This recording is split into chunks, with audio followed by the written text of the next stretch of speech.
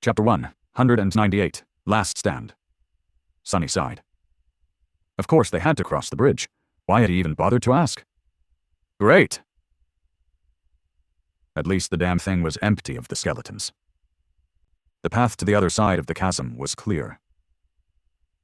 What is clear is that I'm going to die.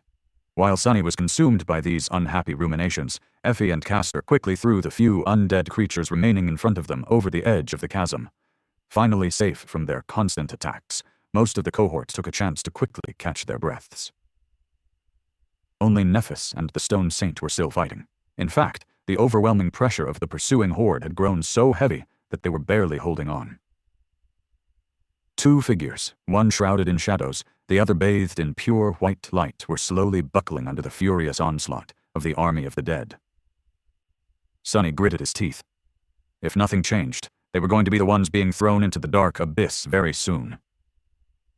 With a grim expression on his face, he glanced at Effie and said, "Go." Leaning on her spear, the huntress weakly shook her head. "Someone will have to hold them off long enough for everyone to get to the other side. You should—" Sunny interrupted her. "I'll be the last one to cross. Don't worry. I have a plan." A crazy plan, but what else was new? Giving him a long look, Effie hesitated for a few seconds, then nodded. "All right.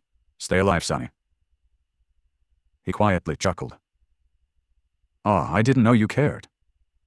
She stared at him for a bit, and then calmly said, "No, it's just that if you die, pretty soon I'll have to fight your scrawny corpse. So, don't do that, okay?" With that, Effie beckoned others to follow her and stepped on the rickety bridge. Sunny blinked a couple of times, watched her go, then turned his back to the chasm and sighed. Right, what else did I expect? In any case, there was no way back now.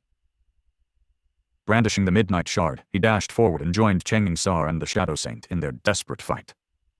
Dispatching a couple of skeletons, Sunny briefly turned to Nephis and said, "Retreat to the bridge.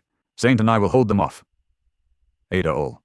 Her eyes shone with white flames through the visor of the Starlight Legion armor's helmet. A moment later, he heard a hoarse voice. "Are you sure?"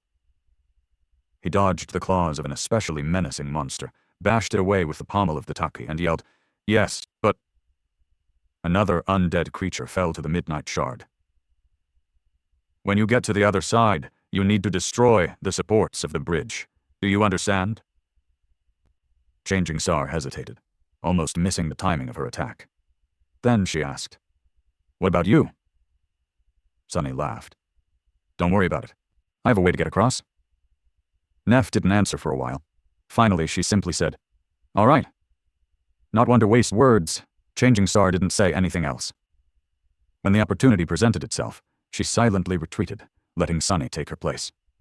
Now, for the hardest part. With Nephis gone, all the monsters of the catacombs descended upon the Stone Saint and him. Sunny cursed, feeling that the tiniest mistake would spell his doom. The onslaught of the undead horde was beyond anything he had expected.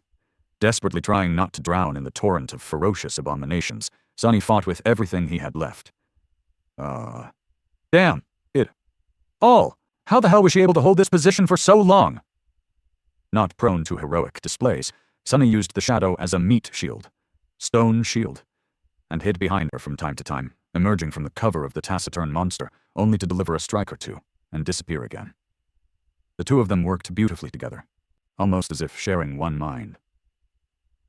Well, what else did he expect? She was his shadow, after all, and his shadow was currently wrapped around her stone body. The armor of the menacing knight was still mostly intact. However, even it was battered and broken in several places. With a dark expression on his face, Sunny noticed a stream of ruby dust pouring from one of the breaches. The Stone Saint was wounded. This needs to end fast. Feeling his own endurance running out, Sunny wanted nothing more than to fall to the ground and rest, even if it meant dying. But instead he doubled the intensity of his attacks. There was no need to hold anything back and preserve his strength anymore. He just had to last for a bit more. A dozen seconds, at most. But even a dozen seconds seemed like an impossible dream. Impossible. He knew someone who was in the habit of making impossible things happen. With a furious growl, Sunny cut another skeleton apart, received a glancing blow to his already wounded side, and stumbled back. The shadow appeared in front of him, enduring a rain of attacks with the help of her already battered shield. Her feet slid on the stones, but the taciturn knight stubbornly held. "God damn it, when?" As if answering his silent cry, and loud rattle followed by a thunderous boom, informed him that the bridge had been brought down. Now, there was nothing connecting the two sides of the terrifying chasm. Sonny was left alone against the horde of immortal monsters, with no way to retreat. Finally, turning his back to the undead creatures, Sonny peered into the darkness.